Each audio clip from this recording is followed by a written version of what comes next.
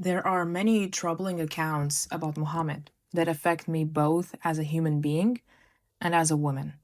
I'm going to examine several of these stories and explain why this man is far from the universal role model he is claimed to be, and why learning these details often shatters one's faith. When you start questioning Islamic history, the default defense you always hear about Banu Qurayza is it was wartime and they committed high treason. You are told that the tribe betrayed Medina and deserved their fate under the rules of war. But if you actually look at the classical Islamic sources, the Sirah and the Hadith, there is a massive gap in that story. There is zero concrete evidence, not even a weak, da'if narration, showing that Banu Qurayza actually launched a military attack, opened their gates, or took up arms against the Muslims during the siege of the trench. Their execution wasn't a response to an active military betrayal. It was based on perceived intent and suspected negotiations. The accusation of a broken treaty relies heavily on individuals sent to gather intelligence. Yet during a high stakes war, intelligence reports are notoriously prone to bias and exaggeration. Before committing such atrocities, those reports should have been cross referenced and put to a proper trial. Ultimately, there was no physical act of treason committed. Instead of granting the benefit of the doubt and seeking a peaceful resolution, a massacre was chosen. We see this exact failure even in modern times, where intelligence collapses even during peacetime. After all, were there actually weapons of mass destruction in Iraq? The entire charge hinged on two words from spies, adal and qarah. There was no written proof, no intercepted letters, and no confessions. But history, as always, is written by the victors. Naturally, they could never record. We thought they might betray us, so we slaughtered them. Instead, they framed it as acquiring intelligence of an impending betrayal by a few men, a justification used to execute mass murder. If concrete evidence actually existed, wouldn't they have proudly documented it? Even if you accept the political narrative, look at how the execution was carried out. After the tribe surrendered, Sa'ad ibn Mu'adh ruled that all men were to be executed. Muhammad, the supposed to be mercy to the world, accepted it. But how did they define a man? They didn't check who held a sword. They didn't check who was an active combatant or part of the leadership. They lined up the boys and pulled down their pants. In Sunan Abu Dawud 4404, Atiyah al-Qurazi, one of the few survivors, recounts it in his own words. I was among the captives of Banu Qurayza. They examined us, and those whose pubic hair had begun to grow were killed, and those whose pubic hair had not grown were spared. Think about what that actually means. The line between an innocent child and a condemned combatant was reduced entirely to biology. Whether a 12 or 13-year-old boy had started going through puberty.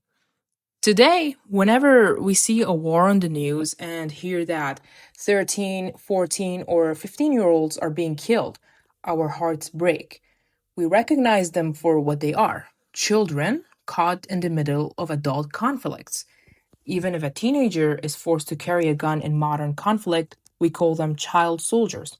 We recognize the tragic loss of young life, and we certainly don't justify lining them up over trenches and beheading them. Yet, when it comes to early Islamic history, believers are expected to perform mental gymnastics, to look at a 13-year-old boy who just grew pubic hair, label him a soldier, and justify his execution. How can a 12 or 13-year-old boy be a trained decision making soldier responsible for a political treaty he had no part in making? Holding that double standard became impossible for me. You cannot grieve children dying in modern wars while simultaneously rationalizing the mass execution of puberty-aged boys in 7th century Arabia. There is also the story of captive women of Banu Qurayza and their offspring being taken and sold to the polytheists. Abu Ashaham bought the family of an old woman's daughter and her child from Muhammad himself. Muhammad sent the rest of the captives in threes, a third to Tihama, a third to Najd, and a third to the road to Syria. They were sold for horses, weapons, camels, and money, all based on an intelligence report that was never verified. Let us now talk about a story involving Muhammad and Aisha that many people aren't aware of.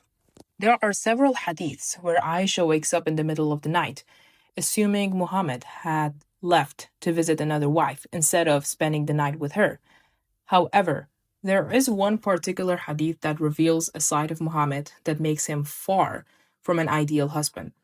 As the story goes, Muhammad lay in Aisha's bed until he assumed she had fallen asleep, then quietly slipped out of the house.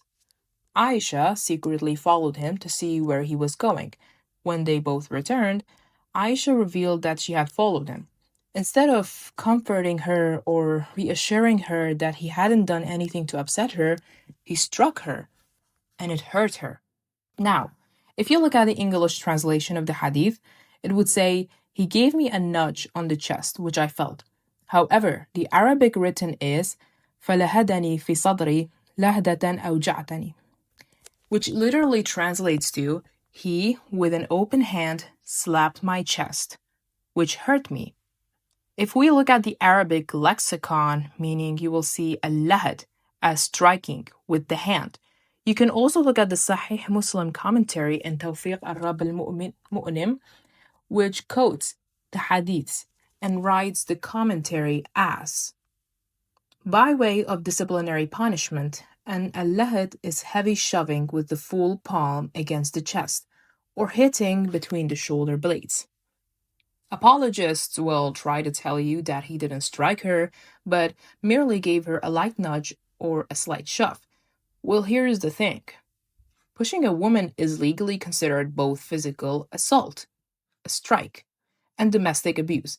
That is simply it. And we see that he struck her chest area. As a woman, I know how much that will hurt, both emotionally and physically. All this over something that can be explained away easily.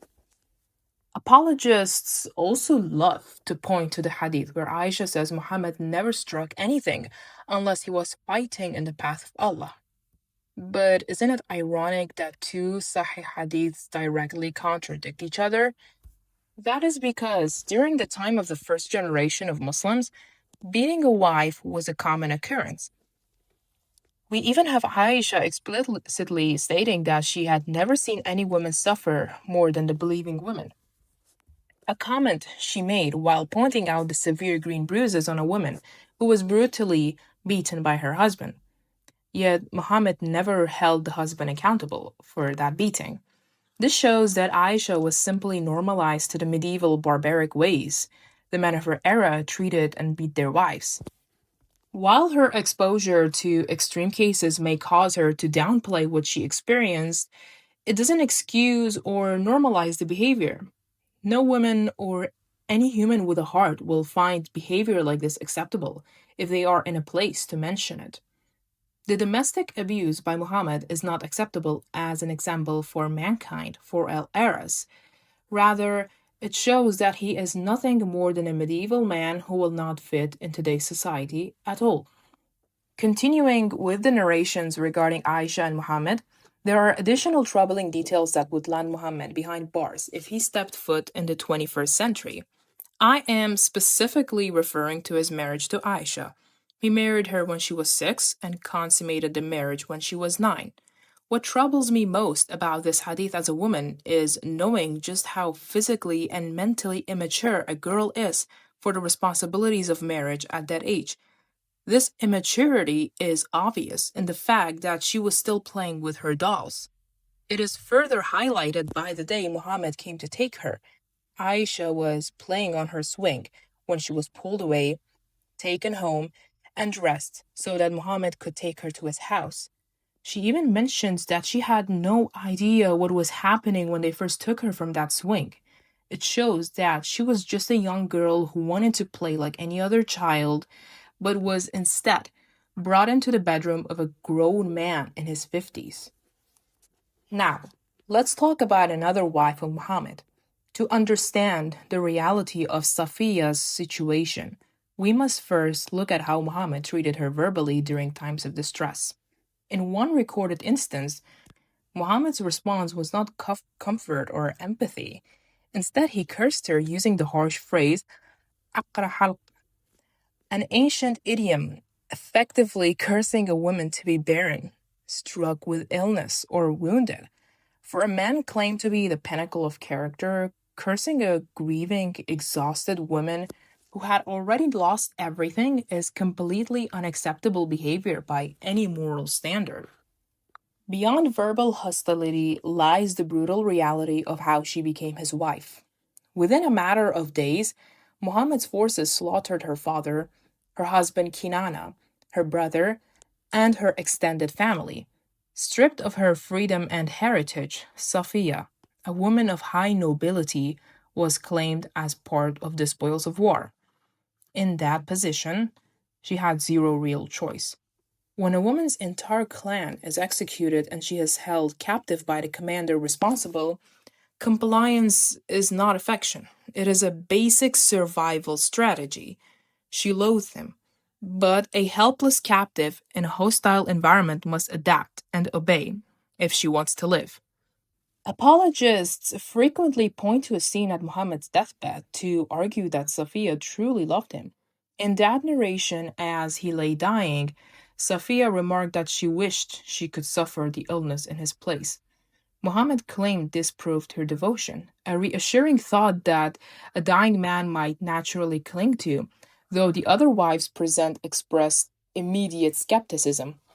But viewed through the lens of a traumatized captive woman, her words carry a far darker, more tragic weight. This is not the statement of a devoted wife. It sounds like a woman utterly exhausted by life, traumatized by captivity, who would rather welcome death as an escape. Living day by day under the thumb of the man who destroyed her family is a psychological sentence no woman forgets, making genuine love near impossible and a desire for peace or death far more plausible. When you strip away centuries of apologetics and look directly at the primary sources, a clear picture emerges. The mass execution and enslavement of children based on puberty, the physical striking and child marriage of Aisha, and the traumatic subjugation of Safiyyah are not the marks of a timeless, ideal role model for all humanity. They are the actions of a 7th century warlord operating by the harsh tribal standards of his era.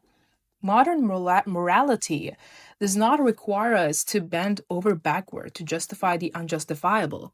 As human beings, and especially as women, we owe it to our own conscience to call these actions what they truly were and to reject the demand that we revere them.